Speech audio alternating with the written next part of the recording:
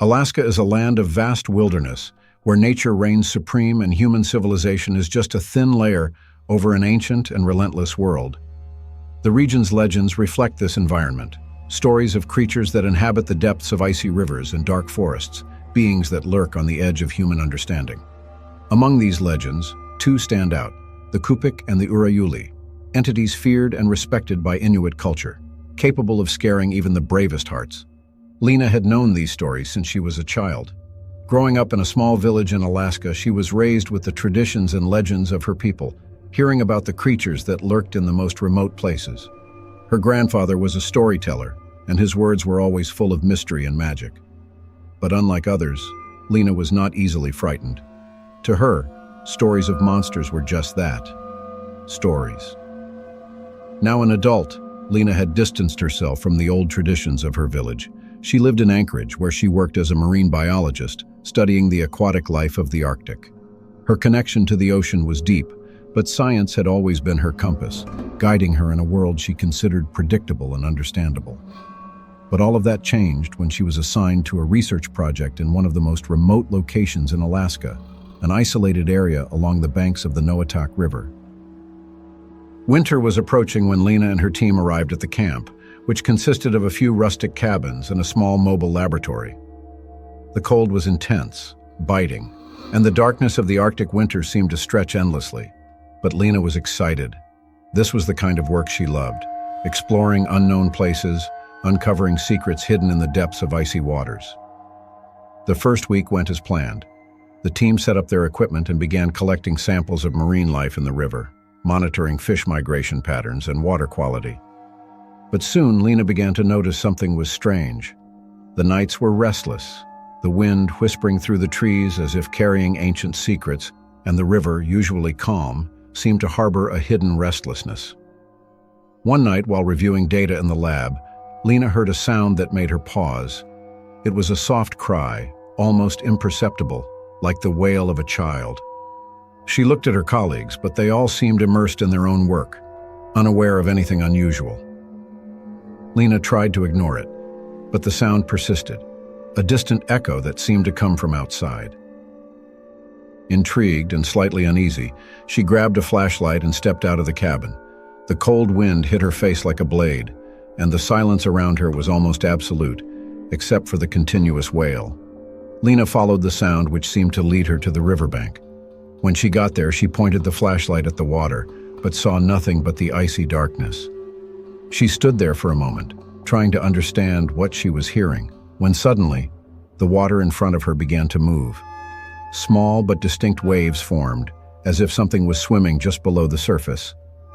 Lena instinctively stepped back, feeling a chill run down her spine. The crying stopped, replaced by an oppressive silence.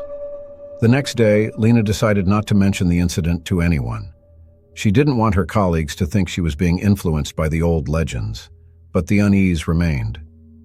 In the days that followed, other team members began reporting strange occurrences, unexplained sounds, shadows moving at the edge of their vision, and on one occasion, one of the researchers swore he saw a tall, thin creature lurking among the trees before disappearing into the darkness. Lena couldn't ignore the growing discomfort. Her grandfather's stories came back to her mind, especially those about the Kupik, a water creature that, according to legend, kidnapped children who ventured alone near the rivers. The Kupik was described as an aquatic being, able to hide underwater, patiently waiting until its victims were vulnerable. There was also the Urayuli, another figure from Inuit legends, known to be a hairy creature with long arms and glowing eyes, roaming the forests and mountains, taking anyone who crossed its path. Although the legend suggested that the Urayuli was more mischievous than malevolent, Lena couldn't help but feel that both beings were somehow connected to the fear that hung over the camp.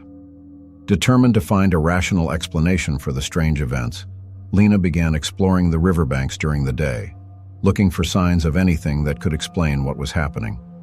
But the nature of the place was unforgiving. The tall, dark trees seemed to close in around her, and the river water was always dark, as if hiding ancient secrets in its depths. One afternoon, while walking alone through the forest, Lena found a clearing where the snow had been disturbed, as if something heavy had moved through it. There were deep marks on the ground, similar to footprints, but much larger than anything she had ever seen. The air around her was heavy, and Lena felt she was not alone. She crouched down to examine the marks, but a sound behind her made her freeze. It was a snap, like a branch being broken by something heavy. Lena slowly stood up, turning to face whatever was behind her. Her eyes widened as she saw a tall, thin figure emerge from the shadows among the trees. The creature was covered in dark, dense fur, its long, thin arms hanging at its sides. But what terrified Lena the most were the creature's eyes, glowing like two burning embers, fixed on her with a terrifying intelligence. For a moment that seemed to last an eternity, Lena was paralyzed, unable to move or speak. The creature didn't move, just watched her, as if studying her every move. Then, with a quick and silent movement, the creature disappeared into the forest, leaving Lena alone and gasping, her heart pounding wildly. She ran back to the camp, still processing what she had just seen. When she told her colleagues, they were skeptical, but Lena could see the fear in their eyes. The stories that once seemed distant were now closer than ever. That night, the camp was gripped by palpable tension. No one spoke much, and everyone stayed close to each other, as if fearing what might be lurking outside. The wind howled outside, and the feeling of being watched was almost tangible. In the middle of the night, Lena was awakened by a familiar sound, the crying she had heard before. This time it was louder, more desperate, as if something or someone was in agony. She got up slowly, fear gripping her chest. The others were still asleep, and Lena knew she had to find out where the sound was coming from. She left the cabin, once again following the sound to the riverbank. But this time, something was different. The fog had cleared, revealing the river in its entirety. And there, in the middle of the river, Lena saw a small, fragile figure floating on the water. It was a child, with long, dark hair, arms outstretched toward the shore as if asking for help. Lena felt her heart tighten, the instinct to protect overcoming her fear. She took a step toward the river, but something stopped her. What she saw was not real.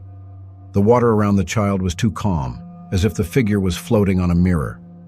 And then, the child's eyes opened. Black, soulless eyes, fixed on Lena with an inhuman intensity. Lena stepped back, the horror growing inside her. The figure began to move slowly toward the shore, but something in the water below it began to stir. Lena realized too late what was happening. The water exploded in a wave, and the child disappeared, replaced by a huge, scaly creature that lunged toward the shore. It was the Kupik, the water being from the legends, its mouth open, revealing sharp teeth and eyes glowing with hunger. Lena stumbled backward, her body paralyzed with fear. But before the creature could reach her, a piercing sound echoed through the forest. A high-pitched scream that made the Kupik stop and retreat. Lena turned to see the silhouette of the Urayuli emerging from the trees, its long arms outstretched as if protecting Lena. The two creatures stared at each other for a moment before the Kupik finally retreated, disappearing into the depths of the river. The Urayuli remained for a few more seconds, looking at Lena with its glowing eyes before disappearing into the forest once again.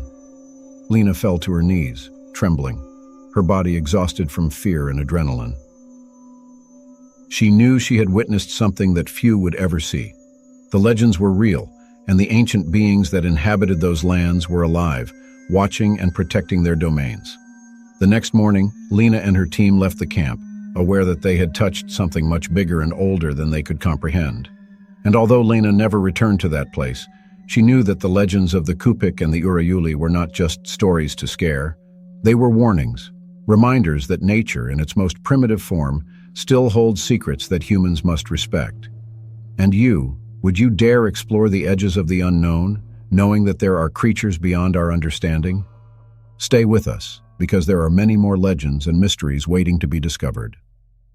Each story brings us closer to the inexplicable, and each step takes us deeper into the darkness.